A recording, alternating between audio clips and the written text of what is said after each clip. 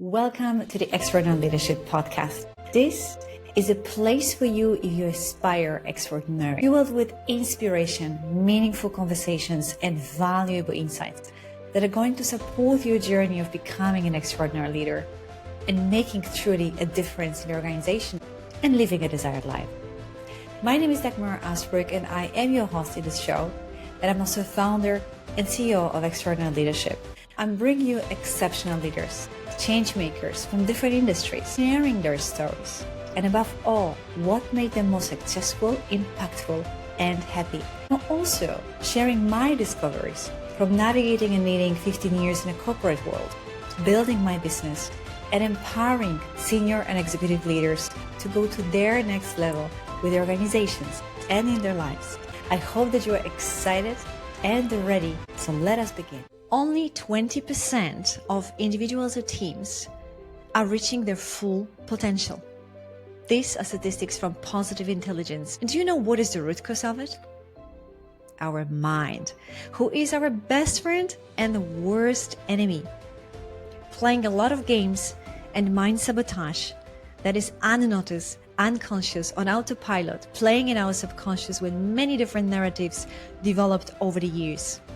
And sabotaging our potential, our success, our performance, our well-being, our happiness, our fulfillment, our impact. So how do we take the driver's seat of our mind? This is exactly what we discussed in this episode together with my dear guest, Natalie Siston, who is the Director of Customer Success at Positive Intelligence. She's leadership development coach and speaker and author of a book, Let Her Out. Together with Natalie, we are unpacking for you the transformational power of a framework that is called mental fitness that has been developed by Judge Saboteur and Positive Intelligence. This, backed up by science framework, has been truly transformational for me and for many of my clients. Today, in this conversation with Natalie, we are helping you to understand what is the root cause of those different narratives, how you can develop the capability to shift those narratives, and only then access a far more wisdom and resources within yourself so that you can step into a more potential version of yourself, making a big impact, being more successful and happy at the same time, and obviously bringing that to your teams, enabling your organization and teams to thrive. Natalie, thank you very much for joining me here today in this episode of Extraordinary Leadership Podcast. I am so delighted to be here. For sure, yeah. And I'm honored to have you here as well. Starting with you. And maybe you want to give us a little bit of a background of who you are, what you do, and where the, mental fitness even come in place to you. Yeah, so I will start with the titles and the formalities. I am the head of client success for Positive Intelligence, and I'm also myself a coach and a speaker and an author. And I like to live this fully blended life where I'm, living a mentally fit life and also serving the clients and audiences in my sphere the best way possible. I'm located in Ohio in the USA, and I have been working with the Positive Intelligence organization since 2020. Prior to coming to Positive Intelligence, I was leading the coaching function at a large Fortune 100 company in the financial services sector in the US, and happened to, through a series of very fortunate events, get connected with the leaders of Positive Intelligence. First and foremost, Shirzad Chamine, our founder and CEO, and second of all, Bill Carmody, our chief coaching officer. And I was able to move from that corporate coaching role into helping Positive Intelligence both build their coaching program, and then since 2021, build and implement in a lot of different areas in our business, a lot of our strategic business spaces. And I'm quite frequently out on stages and on the airwaves like we are today to talk to different influencers and audiences about what we're up to at Positive Intelligence so that they can experience the transformation that both you and I have both personally experienced, and as you alluded, the clients that we serve also have experienced. Yeah, that's amazing. Thank you very much. And yeah, I'm happy to have such an experience podcaster and speaker, right? in this show as well. And yeah, so let us start unpacking. Let us start unpacking of what is mental fitness, what is positive intelligence, apart from, both of us, you and me, hold this book here close to us of Shirzad as well. So how do we unpack this conversation? What is mental fitness? Yeah, we have to start with the definition that we use of mental fitness, which is the ability to handle life's challenges from a positive rather than negative mindset. And Mm. if for the learners in the audience, when you really listen to that, it seems very obvious.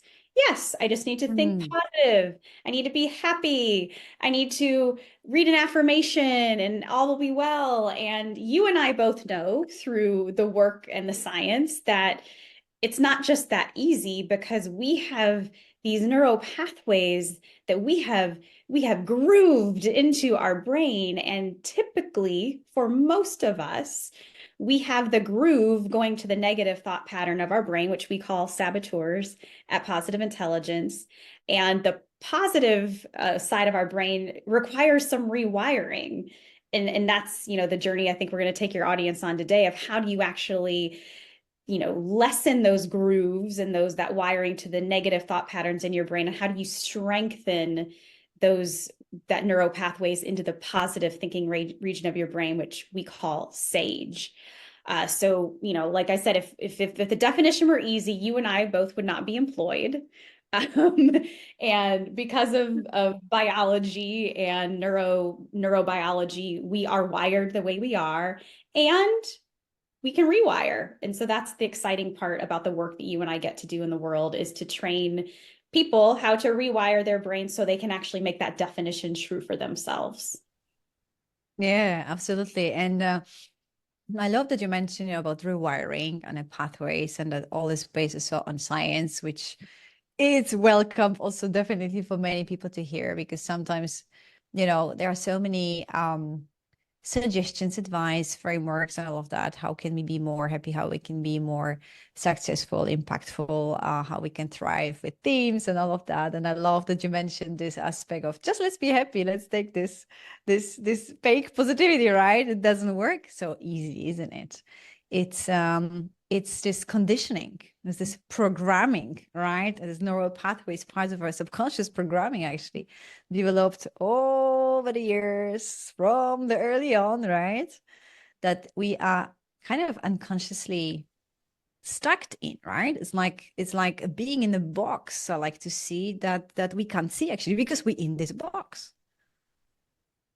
You're exactly right. It's in the way positive intelligence is great is it actually asks you to lean into the emotions you're having. Toxic positivity is when we're shaking our head yes when on the inside we're screaming no, and that's not what we're up to with building our mental fitness through positive intelligence. But instead, being able to recognize when you're having the negative thought, when you're experiencing the negative emotion, when you're feeling that in your body, it's to say, oh, okay, this is actually helpful. This is helpful for me to recognize. And we can start to put labels on those. And so hopefully we'll get to talk about saboteurs and how you label them, potentially make it a little light and fun so it's not so heavy and deep. And so then you can come, to the other side, into those positive thinking regions of the brain. So we absolutely have to wipe away the idea of toxic positivity, or this won't work at all. Yeah, exactly. And since you were mentioning, about saboteurs and sage, let us maybe unpack, more around that operating system or framework, philosophy, however we want to name it here, based on research, of course. Let us talk about what are the saboteurs? What is the sage? What is it Yeah. all about? Right. So what Shirzad did is he did a significant amount of research to uncover what is truly getting in our way from our peak professional and personal development. And the three elements of this framework are that we need to strengthen our saboteur interceptor muscle, we need to strengthen our self-command muscle, and our sage. And through the level of research he did, he was able to boil down our top negative thinking patterns and our top positive thinking patterns. So there are 10 negative thinking patterns and there are 5 positive thinking patterns, or what we call them sage powers. And so the 10 are, every single one of us has a saboteur called the judge. And every day, all day, the judge takes its job and responsibility to judge ourselves. So the finger pointing inward, blaming ourselves for everything that's going wrong in the world. It's also pointing the finger outward and judging all the others in the world for everything that's going wrong in the life. It could be a specific other person or just the generalized other. And then finally, judging the circumstances of the world and conditioning our happiness on what that judge of circumstance is saying. I'll be happy when I get the new job. I'll be happy when I live in the new house. I'll be happy when I'm in the happy relationship. And it doesn't allow us to be fully present and happy with today. So the judge voice, we all have it. For some, it's super loud and very noisy. And other people, it's very, very sneaky. And I say it like sits on your shoulder. It pretends to be reassuring every day when really it's keeping you small. So that's the master saboteur called the judge. And before we kind of talk about these other nuanced 9 accomplice saboteurs, I'm curious what you would add about your learnings of the judge. Yeah, that's a great summary. And it feels like, yeah, that's nothing special. But it reminds me of a recent coaching conversation with, in the first week of discovering Judge, even, in the first days of discovering Judge, that was like mind-blowing awareness. Wow. I am attaching my happiness to circumstances. That's kind of, when you see it, when you experience that, it's a kind of a new awareness, a shift already happening in that moment, because it's like, wow, because I'm always waiting for something to happen so that I feel more happy, I feel more fulfilled. It's landing for everything that you just mentioned, right? I feel more confident, right? And we then are in this paradigm of doing more and chasing, right? All of these things to bring what we really want.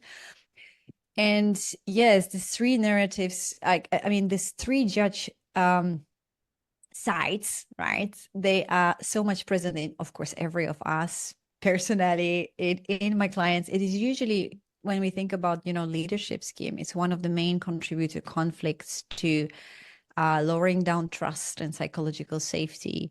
It's the main blocker I see in empathy and compassion, because it's actually on the opposite end, right? And fueling this fear. And so many organizations and team are stuck then in this paradigm of judgment and blaming who did that, and obviously based on fear.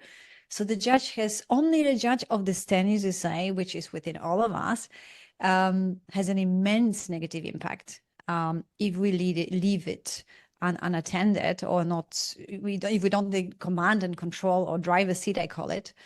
And of course, I think for me, the biggest and for it was the revelation of the circumstances, because this is where gift, right, of sage perspective comes later into place, where, again, going back to business, something doesn't work out. You have a target, we don't reach the target. You have a plan, things do not go according to plan. It happens, right, often. Now, how we go around that is different, right? If we just literally embrace, and most of people do embrace unconsciously, the lens of a judge, it's like, it's bad. It's a bad situation. So we need to do what we need to do now. We need to pull all the strings, work harder, and let's say maybe sometimes we see who is to blame, and. It's completely different perspective when we talk about, we bring a sage perspective into that, but we are unaware. I think what I see is this unawareness of being trapped in something that absolutely do not serve us or our teams and organizations. Yeah.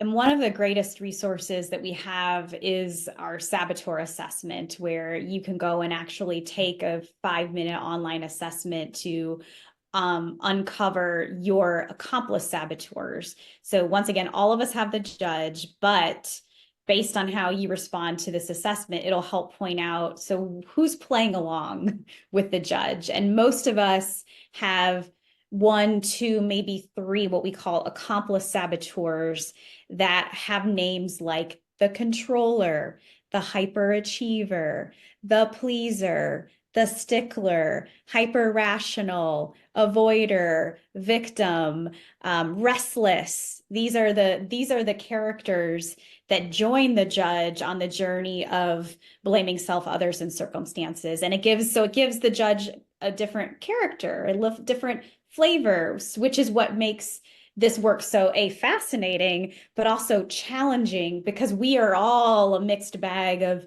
a different sized and mode of judge playing along with a different size and shape of accomplice saboteurs that, guess what, will shift and jive depending on the situation you're in and depending on the stage of life you're in. It's at a carnival, you play the game whack-a-mole, where it's like one goes down, one comes up, one goes down, one comes up. You and I are never going to rid ourselves of the judge and these accomplice saboteurs. We can work to tame them, which we will definitely talk about today. But the first step, to your point, is shining a light on the judge and accomplice saboteurs, because if we keep them in the dark, we are unconsciously hurting and self-sabotaging ourselves and then everybody around us, the people we work with, the people we're in relationship with, our children, everybody around us suffers when we can't see what harm these saboteurs are bringing into our lives. Yeah, and maybe it's time to share from our side, maybe 1 or 2 episodes. I'm willing to also, share here.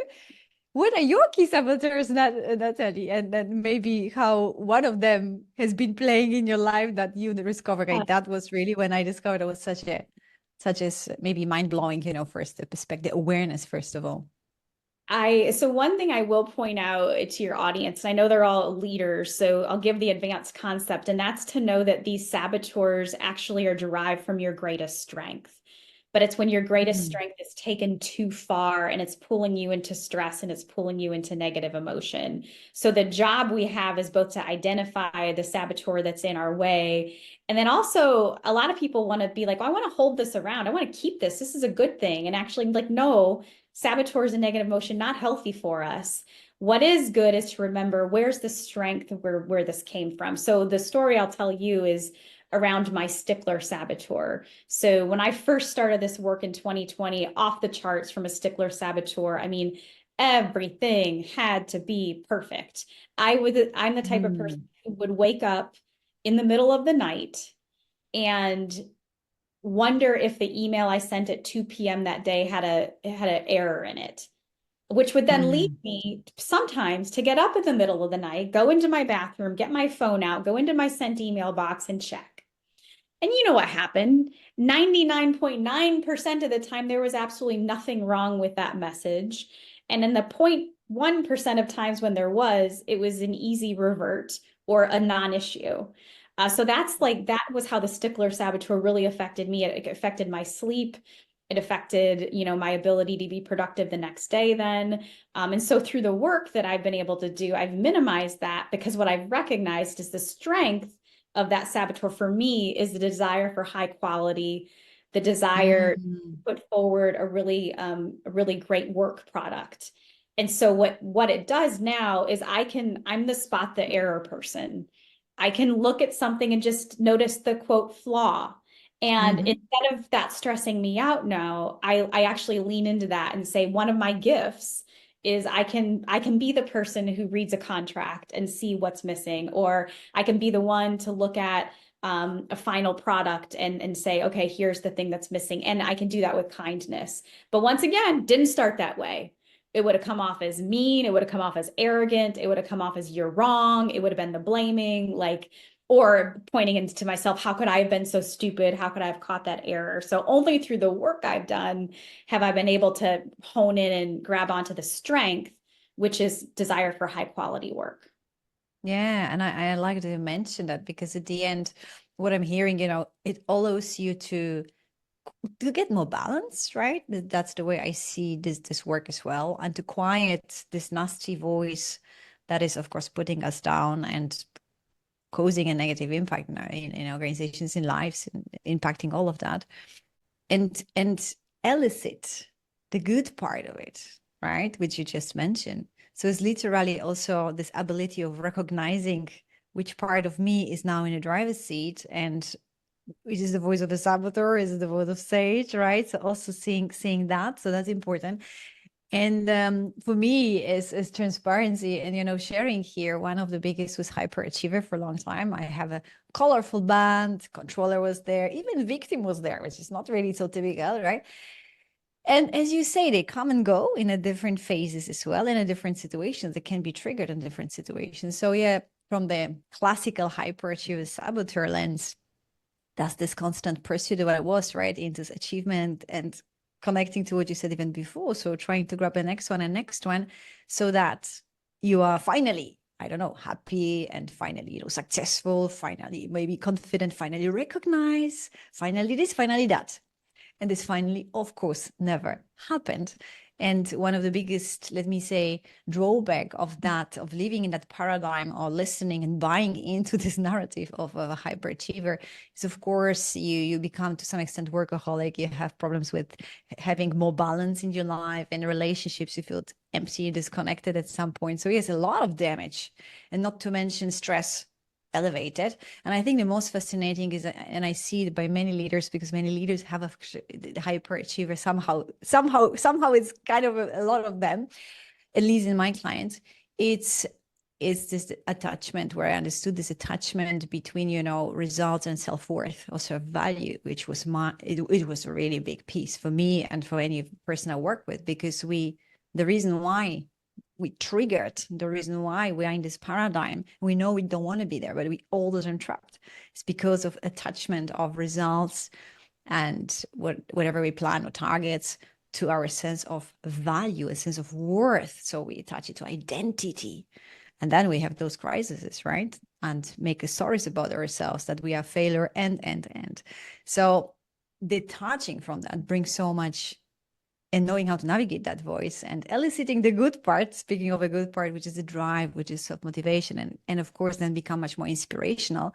So liberating ourselves from this shades that or the negativity that the saboteurs bring. It's actually, I like that you brought it up, also this narrative of, okay, now then we can shine the light. Now we can see really the strength in fullness, I would say. Beautifully put, beautifully put. So now I feel we unpacked with our personal examples the first part of the story, which was the saboteurs, which I hope audience getting even interested into, okay, where can I take this test? We'll be dropping the link. It's just 5 to 7 minutes. Yes, it's free of charge, so no worry to pay for that. And it's going to give you some clarity. What is the next thing? And you mentioned about emotions. I think that's what I'll let you drive. Yes. What is the second important thing? The next piece of this system is building your self-command muscle. And this is where the rubber meets the road. It's where the work happens. And this is where the person who loves, anyone listening today who loves to learn, you love reading books, you're the person who can always name the next trend. Yay, love that, love that. And how much do you actually put that to work? It is the most important part of moving from this negative thinking patterns into positive thinking patterns. And the way we do this is by a practice called PQ reps.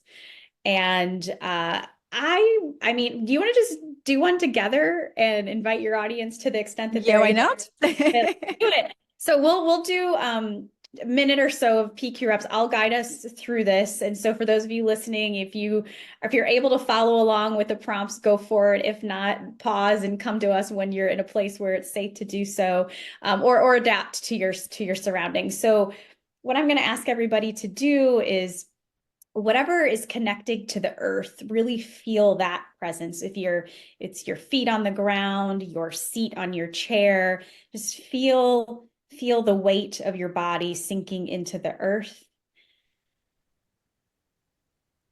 And take 2 fingertips and rub them together with such attention that you can feel the fingertip ridges on either finger.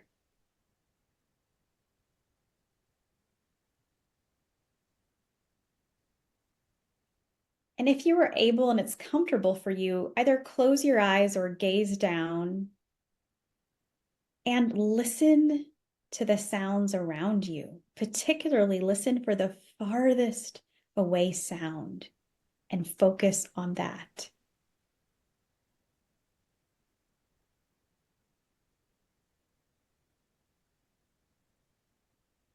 Now focus on the sound that's closest to you.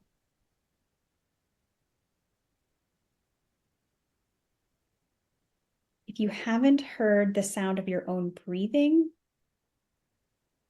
notice your breathing by taking one deep inhale and one deep exhale. One more final time. Inhale and exhale.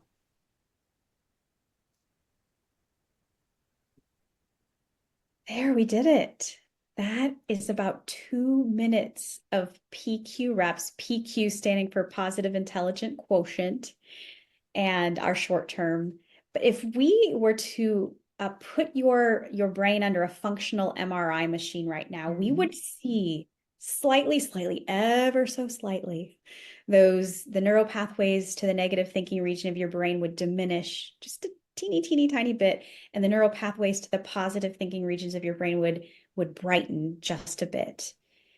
And so the idea is what's happening right now is you have to be fully present in your body. You have to be fully present in that sense, in the feeling of your feet on the ground, the fingertips rubbing, the listening to the sounds. As you can imagine, you can do these with any senses while you're eating food, while you're holding a warm mug of tea or coffee. It's being fully present in the moment. And it, unlike, meditation and mindfulness, this doesn't require you to go sit in a dark room for 20 minutes in quiet. It can be done in as short as 10-second increments. You're in the middle of a stressful situation, you rub your fingertips together. You're stuck in traffic, you feel the steering wheel under your hands. You're in a tense conversation with a family member, and you can just feel your feet on the ground. It's all about connecting to that sense in your body, because when you're connected to that sense in your body, you cannot be in that negative thought swirl. You have to be fully present. And so the beauty, and I am not a doctor, I'm not a physician, I don't prescribe anything, but from a PQ perspective, what I do is I tell people, do PQ reps when you wake up and at breakfast, lunch, and dinner. Purposefully build in the time in your day to do these 4 times, 2 minutes at a time. That's what ends up over a 6 to 8 week period of time, committing to that level of practice, 8 minutes to 15 minutes a day. That's when we see significant changes in an MRI after 8 weeks of practice. And you can talk to Dagmara about doing a formalized program to make it easier for you. Please go to her. She'll talk to you all about it. That's what we do at Positive Intelligence. But the most important thing to know is this doesn't take a long time, and you can do it, throughout your day, just as part of your schedule, but also doing these in those moments of high stress when you feel that emotion coming on, because what happens, it prevents that saboteur hijacking from happening in the first place. Thank you for, giving a space of presence or a moment of presence, because that's what this PQ is leading to, right? And it's a beautiful short moment, and what came to me to build on, and then share, of course, how I integrated this first is, I see this PQ reps as the button, a switch of button, before I entered and, came across mental fitness. I mean, I came across before I started to embark on the journey, but I never thought, I've worked already, I've been 7 years already in transformational space and coaching space. And I sense like, I'm missing this switch of button, because yes, I know about limiting beliefs, all of that. I've worked on many of them by then, but that button of, you want to have peace and freedom in your mind, because your mind is just keep on going, has been missing. So I see the PQ reps and the whole construct, because PQ rep is just one of the 3 fundamental elements, right? Is a breakthrough, because this is this essence of bringing back the focus from the head to the body, dropping actually more even when we enter into stage to the heart, right? And this is and the second one I discovered is this, and it helped me, this discipline of bring it a couple times in a day. So I remember the first 6 weeks, that's of course not the easiest first week, to get used to, but then it becomes your being at certain moments. So you kind of let go of this, I need to do it 3 times. I integrated it, right? And I had also extensions of it. So I definitely have my morning routine where I integrated this and other similar type of practices where I basically know that I'm setting my state for the day. And this is number one. And this is setting, we can call it from energy space on a high vibration, start with PQ2, or from the brain science. It's literally what you mentioned, is evoking gray cells in the right regions of the brain, right? So super conscious decision to do it more than 1 time per day. But the morning, the longer you do and set yourself in that state, you basically, you're setting yourself for more ease and easier go through challenges during the day. So that's number one. And that, that is the foundation. The second, I think what I like about this PQ reps in comparison to, as you say, meditations and others, is the easiness and the practical application during the day. And it works when you do that consistently, right? So it doesn't work in I first they do it, the second I expect miracles. No, it doesn't work like that. That's why there is a 6 week program, and why the 6 week foundational program is actually there, which maybe we need to elaborate, is because we sabotage ourselves to do it even, right? So already the hijack of saboteurs, without that program and that accountability and other resources there, we probably miss with failure, because I know it myself too. There are practices of mindfulness, there are practices of breathing, and I've been using them, but I've been using them not consistently beforehand, right? Before I entered to mental fitness, before knowing all the science behind, which also I discovered in mental fitness. I think that's basically what I wanted to add on, listening also to you. And definitely it sounds like, it's just 2 minutes, but the effect of it is profound. And of course you stretch it over the time, you do a longer session in the morning and things like that. And it's more the awareness of what it does that basically invites you to do more of that, and then seeing the progress, and seeing that the voice of your saboteur you can first of all catch sooner, because obviously we also work on expanding awareness of catching our saboteur in the body, in the mind, in the trigger moment. So it's not just taking a test, as we know. It's really, it's I would say it's an emotional intelligence in action. And then on top of bringing the practical application, how can I help myself in the moment? How can I help myself in this moment of trigger, of negative emotion? How can I switch, right? This is the miracle, actually, I would say, impact that the PQ brings. Yeah. And the reason for that is, if we want to create lasting, sustainable change, 20% of that change comes from insight. So that comes from what people are learning as they listen to our conversation. The other 80% is all around building the muscle, having a practice, doing something on a daily basis. And it's consistency is key here. There are no miracles. That's why that statement at the beginning seems so laughable. Like, I just think we'll think positive. Well, no, because you've got some wiring going on, and awesome. Now you've got this tool that's easily accessible, available to you at any time to help you be fully present in the moment, so that you can then open up to the third component of this operating system, which is called SAGE. So shall I explain? Yes, go ahead. This one is an interesting territory too. I know, and I don't know how deep we'll get in. We might need to refer people to the book or to the program on this one, because SAGE can go really deep. But at a high level, the idea of SAGE is encompassed in this idea of SAGE perspective, where every problem and challenge can be converted into a gift and opportunity. And so I'm going to say that again: every problem can be converted into a gift or opportunity. Even the biggest challenges, the biggest problems that we're facing can eventually be converted into a gift.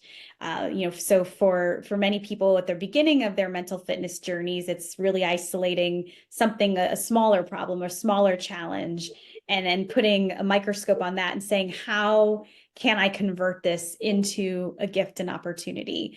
And that requires being fully in our positive thinking region of our brain. So it requires us having done PQ reps.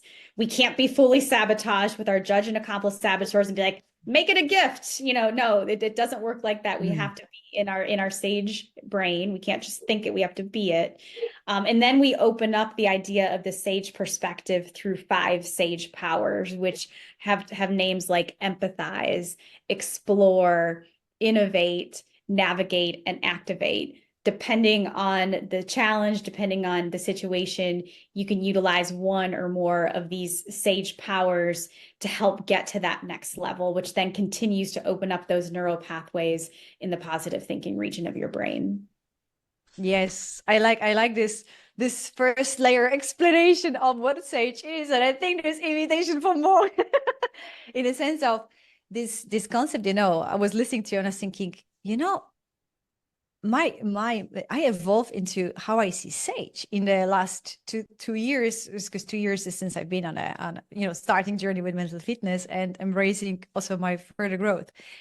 And at first, when you hear, it's no brainer. It's like empathy. Okay, we kind of grasp it on our mind level. What's the specialty here, right? Because when we're in the 6 weeks, when we're in the program, we start to understand, oh, that's a completely different, really the different perspective. So we get, I think, in touch into reducing the voice of our nasty colleagues, saboteurs, part of us, which will always be there, but we can better handle them. And really learning how to embrace empathy, embrace those different sage powers with those different tools and techniques that mental fitness brings. And then I moved to this stage, which I think you landed this word of being, of really being that different parts of ourselves. Because what I also discovered already during the mental fitness and also through other journeys I went on connecting the dots, at the end, we are 2 parts of us, right? In the framework of mental fitness, is 2 parts of our regions of the brain, right? But it's more than just the brain. It's more than just the mind. And for me, the sage is actually the aspect of our true self, which we also embrace in and see already in mental fitness, and is that being that is the magical shift. That is where we talk about shift, transformational shift, where we can embody that. I use this word as embody those different sage powers and also get much more skillful in choosing which when. And let's face it, empathy is an example, which is one of the most powerful sage power for us to build for most of us, because we are so much judgmental to ourselves.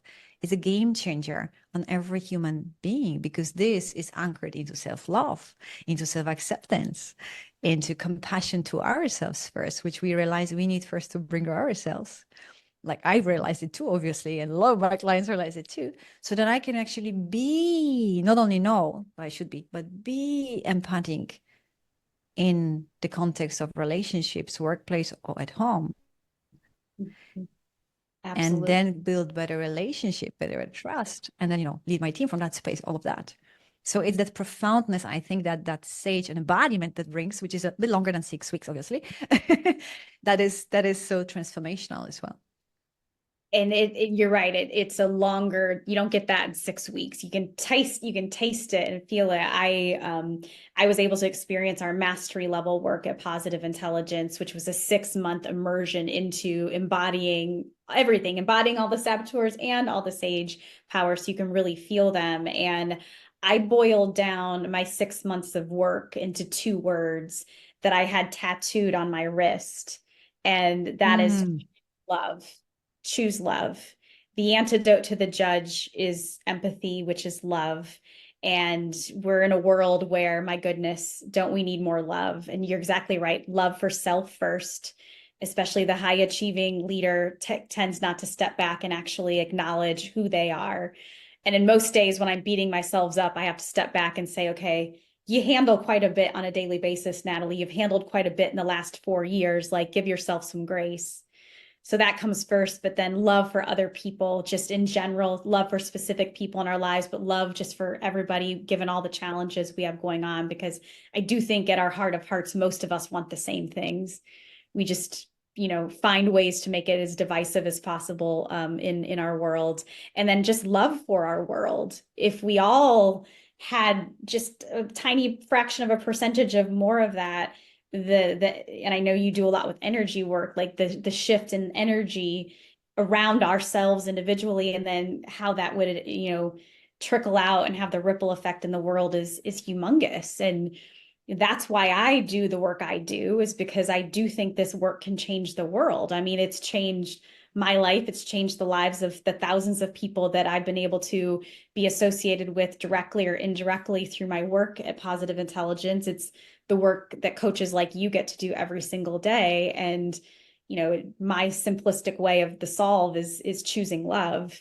And it can go way more complex than that. It can go way more detailed, but at the root of it, it's identify that we aren't loving to ourselves, that we need to catch it when it's happening, and then we can make a choice. Absolutely. And this is also another thing we need to recognize what's the choices we are, because we're not seeing them before that work. When you mention, there is so much, I think it's maybe important also to mention the benefits and maybe some tangible benefits. You work with, with leaders, you work with teams, so do I. What are the things that you observe that shift when they start to immerse themselves and, embrace actually mental fitness? Two of the biggest effects that we see when specifically bringing positive intelligence into teams and organizations is the decrease in the individual stress level. Because we ask all of the participants, how is your stress level improved? More than 95% tell us absolutely it's improved greatly, or somewhat or greatly, right? But four out of five, right? And then the other, and you hit on this earlier, and I can't remember how you phrased it, because I'm not writing things down right now, but you called it emotional intelligence something. But we in action. emotional intelligence in action. I love that. So we also ask our participants, how has your emotional intelligence increased since being exposed to positive intelligence? And it's off the charts. 95% of our participants say, absolutely, my emotional intelligence has improved. Why? Wow. Because all of a sudden you can see the emotions happening in you before you start to see it in other people. And so the secondary effect, so that's the primary effect, right? Stress decreases, and my goodness, you can extrapolate so many performance changes, relationship changes, well-being changes that happen with that. Emotional intelligence changes. Just think about the change that happens in a team. The secondary impact is then what this does to relationships. In professional relationships, when we shift internally, other people feel that. And that's also oftentimes what you can't say out loud. They're like, what have you been doing? When you go on a physical exercise and workout regimen, people can see that. When you're doing it on the inside, people don't see it. So oftentimes they have to ask. And people are like, oh, well, I started doing this thing called positive intelligence. I do PQ reps. And so it becomes noticeable to those we're working with. And then obviously the people that we're living with start to feel a different type of person show up. And that is probably the most profound and incredible change. We've heard from so many people that this has saved their marriage. This has brought them closer to their either their adult children or maybe their elderly parent, because they have new language. They have a framework to talk about everything they've been feeling. They can label it. When you can label it and spot it, you can start to do something about it. And that's exactly what this framework does. So you label the negative thoughts, the negative emotion. You say, oh, great, I have this tool called a PQ rep that can help me work through. And wow, I have access to Sage and Sage powers to help me take the next step. And this is also, I think, something to address that, behind that, there is a profound science and profound complexity of human beings. But what is also a benefit, and I see that as is what Shears it turned it around to. So it's, to honor his creativity here in this process, and whoever helped him on the way, because it is also done it's a practical framework supported with an app. And to bring it to that point, knowing many different concepts that I, learned in coaching education, this is really so much powerful. It's just faster. It's just faster for anybody to follow. And I can totally reckon on what you say. My children, at some point I got the feedback from them. Wow, you changed. Hearing that from the children is like, wow, okay, you're much more relaxed, or you raise less the voice or things like that, right? And I also brought it to my husband. I have offered him another coach to do it with. to respect the ethics and biases. And it does help transform your communication with your spouse, that's for sure. Even if, I'm on a much more profound and longer journey, and everybody is on a different journey. But just this is a part of, common language, as you say, and it's exactly the same in a teams. Because in a team, when we are, it's fantastic, first of all, for a leader. So every leader that, work with me actually is like a beginning process is to go through that, because I know the profound shift that happens, and then everything else is in a different state. And then the magic happens when, of course, everybody speaks the same language, when that is populated inside. It's so much more easier for a leader as well, right? To navigate the dynamic. So yeah, profound. And apart from statistics you mentioned, which are amazing. So the way to simplify this even further is for us to think of the brain as the hardware, and positive intelligence then brings an operating system. And when you run the same operating system as your spouse or those on your team, all of a sudden, any application you want to run becomes much easier. So as it applies to productivity, as it applies to performance, as it applies to change management, you can layer in this operating system with any of the application and take things so much farther than you can likely currently in the current state of mental fitness that you're at. Yes, absolutely. And this is the beauty of it, right? So you can basically see this game in a game. We are every day, this inner conflict between fear and love, right? Between saboteurs and sage, in every dimension of our lives. So once we get it and understand, not only we improve in all areas, so that we can also engage differently. So, I think we both totally embrace the profoundness of it. And so I think I can speak for every of my clients who has gone, and surely also yours, and organizations that have been involved. So what is the last message, Natalie, that we want to pass here that you would like to say today to listeners? I would say that you're worth investing in your mental fitness. We can, Dagmara and I can talk at length about our personal experiences, but it's really worth you stepping back and say, what could be possible if I was more in command of my mind? So leaving you with that one question, what would be possible if I'm more in command of my mind? If you had stronger relationships, if you had greater productivity and performance, if your well-being was improved, just those are 3 thought starters. What's possible for you? And, come back and start your journey once you've identified the answer, because you've got someone in Dagmara who can walk you through that journey. And certainly those of us at Positive Intelligence as well.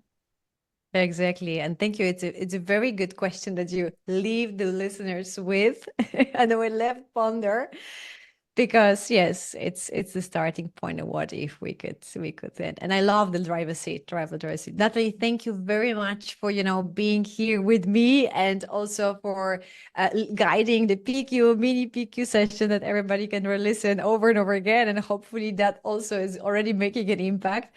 And as you said, why would you like to waste your time and to wait any longer to help yourself, your team, and step into actually unleashing your potential, because that's actually what it ultimately leads to. So thank you very much.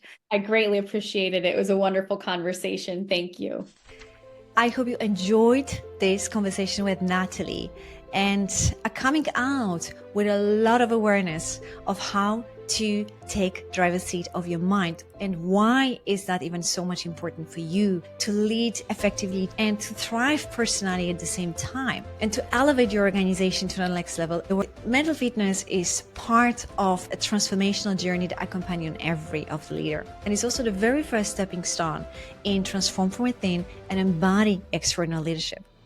So I invite you to step into this journey so that you can step into being in driver's seat of your mind and create far better impact, be that positive change maker, and be happy, fulfilled, and successful. Subscribe to this channel, share with us in comments what you're taking away from it. Help us to reach more leaders by sharing it with others. And remember, be the change that you want to see and choose to be extraordinary.